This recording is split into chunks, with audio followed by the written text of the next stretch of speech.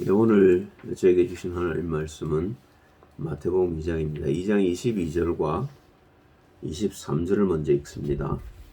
그러나 아켈레오가 그 부친 헤롯을 유대의 임금됨을 듣고 거기를 가기를 무서워하더니 꿈에 지시하심을 받아 갈릴리 지방으로 떠나가 나사렛이란 동네에 와서 사니 이는 선지자로 하신 말씀에 나사렛 사람이라 일컬으리라 하심을 이루려 함이로라. 서론입니다. 구약이 오실 메시아에 대한 예언이고 신약이 육체를 입고 오신 그리스도가 이 땅에서 하신 사역을 기록한 책이라면 사도행전에서 유다서까지는 부활하신 그리스도가 성령으로 제자들과 함께 하신 사실의 기록이고 계시록은 재림주로 오셔서 심판하실 그리스도의 기록이지요. 예수님의 육성으로 확인합니다. 요한복음 5장 39절 40절입니다. 성경을 뭐라고 말씀하시는지 들어보자 말입니다. 너희가 성경에서 영생을 얻는 줄 생각하고 성경을 상고하거니와 이 성경이 곧 내게 대하여 증거하는 것이로다. 그러나 너희가 영생을 얻기 위하여 내게 오기를 원하지 아니하노라. 성경을 듣는 유대인들이 그저 성경의 핵심인 그리스도를 몰랐단 말입니다. 지금 불신자들하고 똑같죠. 그죠? 성경을 들었는데 성경의 핵심이 예수라는 걸 놓쳤단 말입니다. 본론입니다. 마태복음 2장은 구약에 예언된 세 사건과 그 성취를 다루고 있습니다. 첫 번째 사건이 마태복음 2장 5절과 6절에 기록되어 있죠. 왕이 모든 대제사장과 헤롯입니다. 백성의 서기관들을 모아 그리스도가 어디서 나겠느냐 물으니 가로되 유대 베들레헴이오니 이는 선지자로 이렇게 기록된 바 또 유대 땅 베들레헴아 너는 유대 고을 중에 가장 적지 아니하도다. 네게 산 다스리는 자가 나와서 네 백성 이스라엘의 목자가 되리라 하였음이니이다. 미가서 5장 2절에 예언된 말씀이죠. 미가서 5장 2절로 확인합니다. 베들람 에브라다야 너는 유다 족속 중에 작을지라도 이스라엘을 다스릴 자가 네게서 네게로 나올 것이라. 그의 근본은 상고의 태촌이라. 누가복음 2장 1절 4절을 보면요. 하나님께서 황제의 마음을 움직여서라도 예언된 말씀을 성취하시는 것을 보여주시죠. 이때 가이사 아구스토도 그러니까 이제 시저 그 말이죠. 시저 아구스토가 명을 내려 천하로다 호적하라 하였으니 이 호적은 구레네오가 수리아 총독되었을 때 첩번한 것이라. 모든 사람이 호적하러 각각 고향으로 돌아가며 요셉도 다윗의 집 족속인 고로 갈릴리 나사렛 동네에서 유대를 향하여 베들레헴이라 하는 다윗의 동네로 그 정원한 마리아와 함께 호적하러 올라가니 마리아가 이미 잉태하였더라. 그죠? 잉태한 마리아가 베들레헴에 가서 애를 낳도록 호적하라고 황제가 영을 내리도록 만들었단 말입니다. 하나님께서 뭘 성취하시려고요? 다윗의 후손 오실 그리스도 예수 베들레헴에서 나야 된다 그 말이죠. 다윗의 후손으로 오셔야 하는 예수가 베들레헴 다윗의 땅에서 나셔야 되기 때문에 그런 거죠. 두 번째 사건이 마태복음 2장 13절 15절에 기록되어 있습니다. 저희가 떠난 후에 주의 사자가 요셉에게 현몽하여 가로되 헤롯이 아기를 찾아 죽이려 하니 일어나 아기와 그의 모친을 데리고 애굽으로 피하여 내가 내게 이르기까지 거기 있으라 하시니 요셉이 일어나서 밤에 아기와 그의 모친을 데리고 애굽으로 떠나가 헤롯이 죽기까지 거기 있었으니 이는 주께서 선지자로 말씀하신 바 애굽에서 내 아들을 불렀담을 이루려 하심이니라. 이게 호세아서 11장 1절에 예언되어 있죠. 2장 16절을 보면요.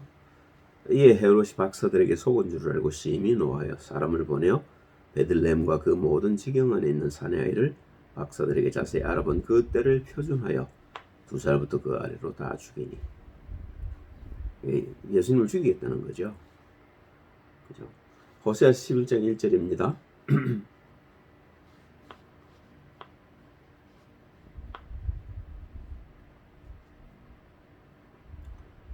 고전에 마귀의 일은 복음을 막는 일이지요. 가인이 언약 가졌던 아벨을 죽인 사건이나 모세가 났을 때 갓난 사내를 모두 죽이라는 바로의 명령이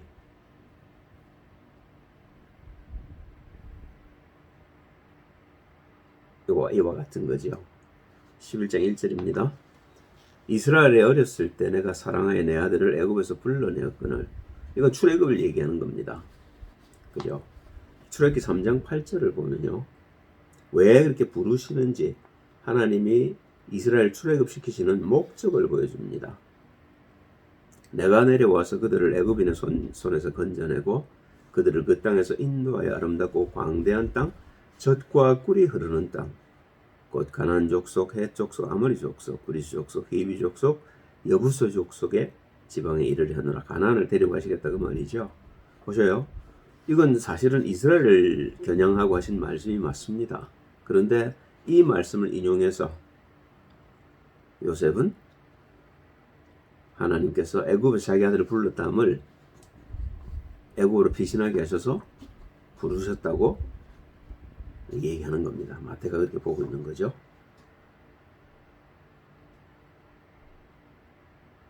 가나안 곧 하나님의 나라로 이스라엘을 인도하셔서 본래 인간을 창조하신 의도를 이루시겠다는 하나님의 의지를 볼 수 있죠.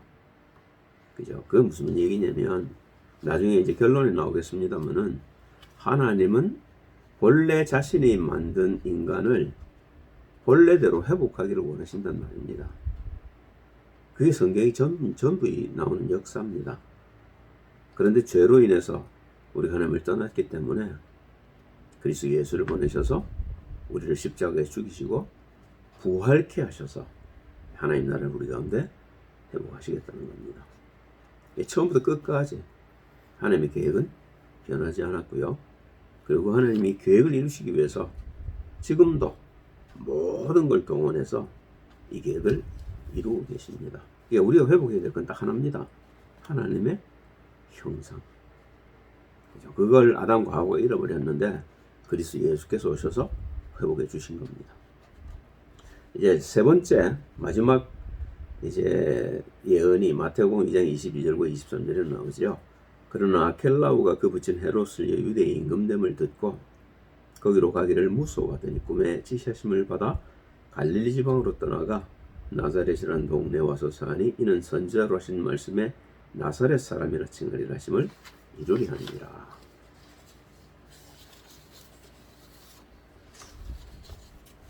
이사야서 11장 1절 봅니다. 이새의 줄기산 싹이 나며 그 뿔에 산 가지가 나서 결실할 것이요. 여기서 가지라는 말이 넷제르라는 이제 히브리어 말인데요. 이게 나사렛이라는 말과 아주 비슷합니다. 그래서 여기서 유추해낸 게 뭐냐면 나사렛 사람이라고 불릴 것이라는 겁니다.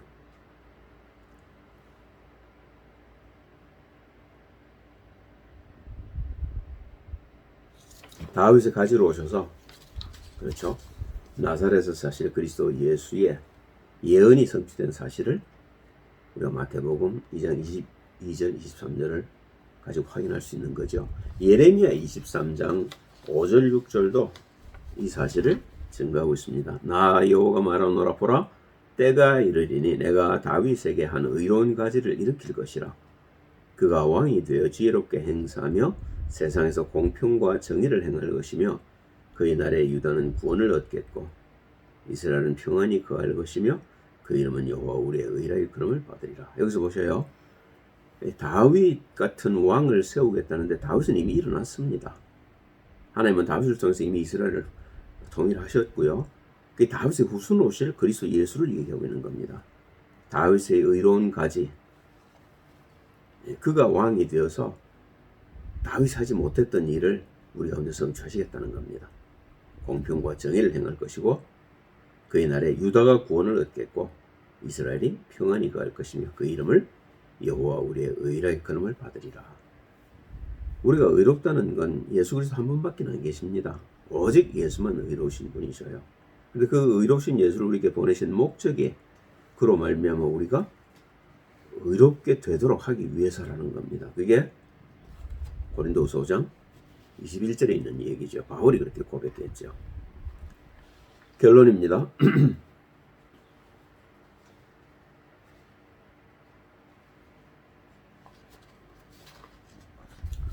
스가랴 6장 12절 13절도 다윗으로 후손 오신 그리스도가 베들레헴 오실 사실과 나사렛 사람으로 불릴 것과 무엇보다도 그가 하실 일을 밝힙니다.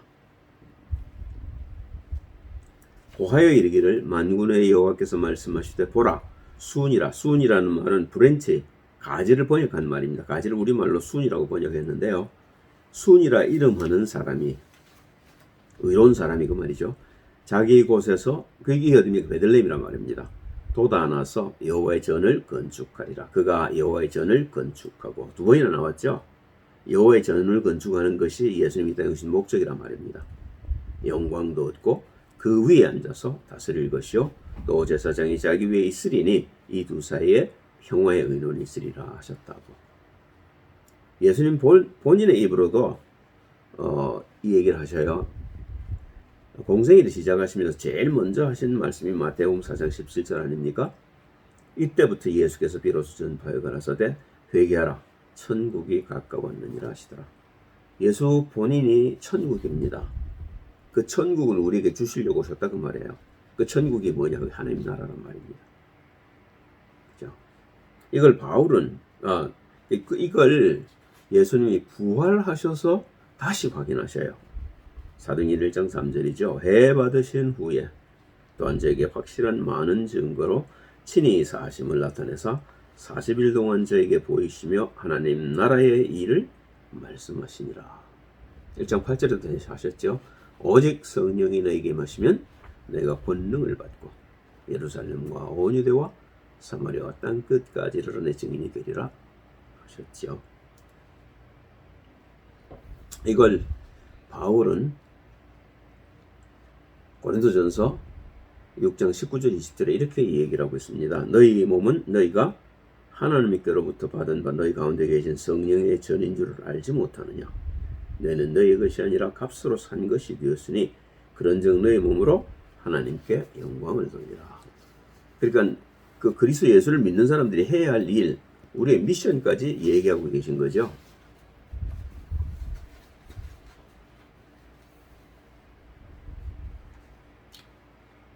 이 말씀을 예수님이 요한의 입을 빌려서 계시록에서 한 번 더 얘기하시죠. 계시록 5장 10절입니다. 저희로 우리 하나님 앞에서 나라와 제사장을 삼으셨으니 저희가 땅에서 왕노릇하리로다 하더라. 우리가 하나님 나라란 말입니다. 그리고 하나님 나라가 해야 될 일이 제사장의 역할이란 말입니다. 이 제사장이 뭐 하는 일입니까? 사람들의 죄를 용서하고 그들에게도 하나님의 나라가 임하도록 하는 일을 하는 사람들이라고 말입니다. 그러니까 여러분과 저는요, 사실은 보통의 존재가 아니란 말입니다. 그렇죠? 여러분과 제가 어떤 존재인 것을 보여주시고, 이런 우리가 할 일, 제사장의 일이죠. 그걸 우리에게 일러주시는 겁니다. 예수를 구세주로 믿는 여러분과 저에게 하시는 말씀이란 말입니다. 기도하겠습니다. 할렐루야. 주님 찬양을 드립니다. 마태복음 2장을 통해서 예수님 땅에 오신 목적을, 그리고 우리를 부르신 그 부르심의 소망을 잠깐 살펴보았습니다. 우리가 그리스도로 충만하게 도우시고, 그래서 하나님의 뜻을 이루는 하나님의 도구들이 되어서 하나님 우리를 부르신 부르심의 소망에 합당한 삶을 살게 하옵소서. 주 예수 그리스도의 이름으로 기도합니다.